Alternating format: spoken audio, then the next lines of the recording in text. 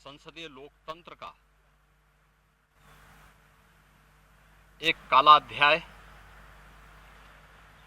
आज से ठीक 50 वर्ष पूर्व आज के दिन ही देर रात्रि में हुआ था, जब कांग्रेस की तत्कालीन सरकार ने भारत के संविधान का गला घोंटते हुए लोकतंत्र को पूरी तरह समाप्त करने की साजिश रची थी।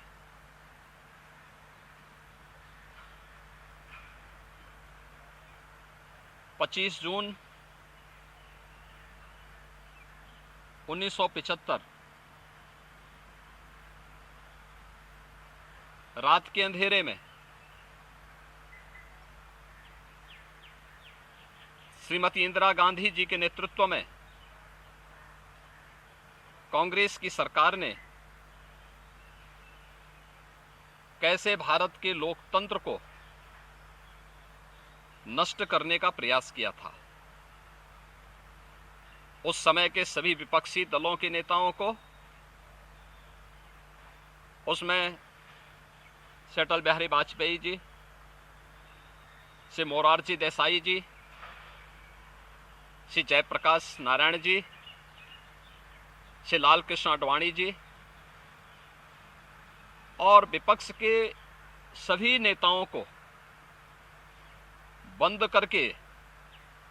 लोकतंत्र के गले को पूरी तरह घोंटने का प्रयास किया था। आज जब 50 वर्ष के उपरांत हम इमरजेंसी की उन यादों को स्मरण करते हैं, तो स्वाभाविक रूप से कांग्रेस में चेहरे बदले होंगे, लेकिन उसका चरित्र, उसके हाव भाव आज भी वही हैं जो 1975 में एक बर्बर चेहरा उस समय में कांग्रेस पार्टी का देखने को मिला था। कैसे उन्होंने संविधान की मूल आत्मा कही जाने वाली प्रेम्बल में संशोधन करके उसकी आत्मा को नष्ट करने का प्रयास किया था। कैसे कांग्रेस ने उस समय देश के नागरिकों के मौलिक अधिकारों को पूरी तरह प्रतिबंधित कर दिया था। कैसे न्यायालय के अधिकारों को कांग्रेस पार्टी ने उस समय में बंधक बना के रख दिया था। और आज भी कांग्रेस पार्टी में भले ही नेतृत्व बदला हो, लेकिन उसका चेहरा बदला हो, लेकिन चरित्र तो उसका आज भी वही है। ये लोकतंत्र की दुहाई देते हैं, लेकिन भारत के बाहर जाकर के भारत के लोकतंत्र को कटघरे में खड़ा करते हैं, भारत की चुनाव प्रणाली पर प्रश्न चिन्ह खड़ा करते हैं, भारत के बाहर जाकर के भारत को और इसके लोकतंत्र को कोसते हैं। भारत के अंदर हर चुनाव की प्रक्रिया में बाधा पैदा करके ईवीएम पर अपने अकर्मण्यता का दोष थोपने का प्रयास करते हैं। एक तरफ कांग्रेस का यह तानाशाही पूर्ण रवैया, जिसने आज से नहीं या 1975 में ही नहीं, आजादी के तत्काल बाद संविधान अंगीकार करने के मात्र 2 वर्ष के अंदर ही देश के संविधान में संशोधन करके धारा 370 को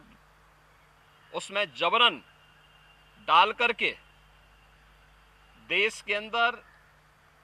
देश की अखंडता को चुनौती देने वाली धारा 370 को डालने का प्रयास किया था। इसके उपरांत भी समय समय पर कभी मीडिया पे को प्रतिबंधित करके, कभी अन्य तरीके से प्रत्यक्ष और अप्रत्यक्ष रूप से लोकतंत्र के सभी स्तंभों को कमजोर करने का प्रयास किया था। 1975, 25 जनवरी 1975 उसकी पराकाष्ठा के रूप में इस देश ने और दुनिया ने देखा था। 1975 की इमरजेंसी की घटना के 50 वर्ष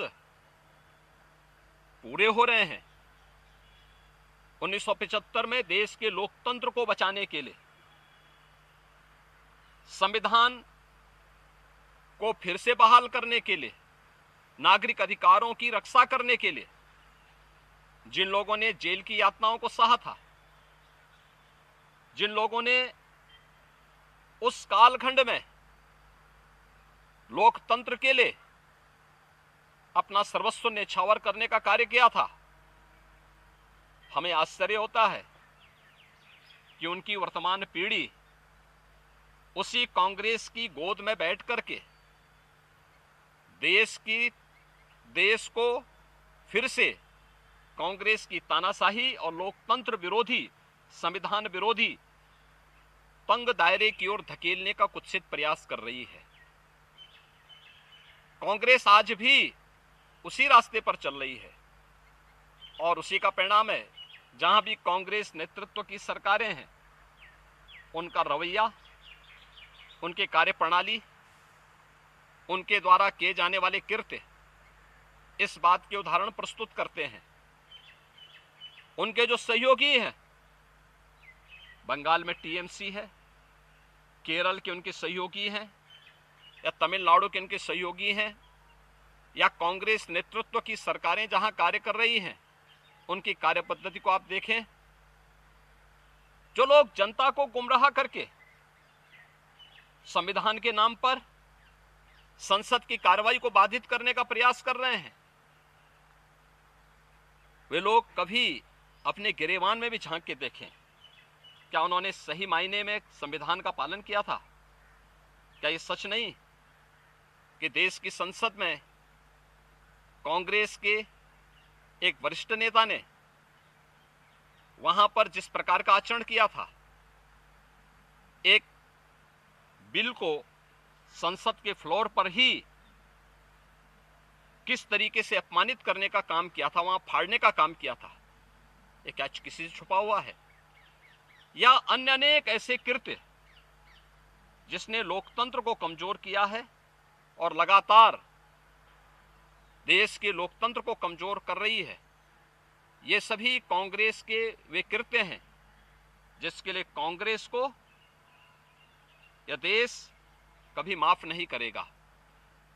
कांग्रेस पार्टी को और कांग्रेस की इस तानाशाही में प्रत्यक्ष और अप्रत्यक्ष रूप से सहभागी बने उन सभी राजनीतिक दलों को भी, जिनका उदय ही देश के अंदर कांग्रेस के खिलाफ संसदीय लोकतंत्र को बचाने के लिए हुआ था, आज वे कांग्रेस की गोदी में बैठ करके जिस तरीके का आचरण कर रहे हैं, यह देश और इस देश की जनता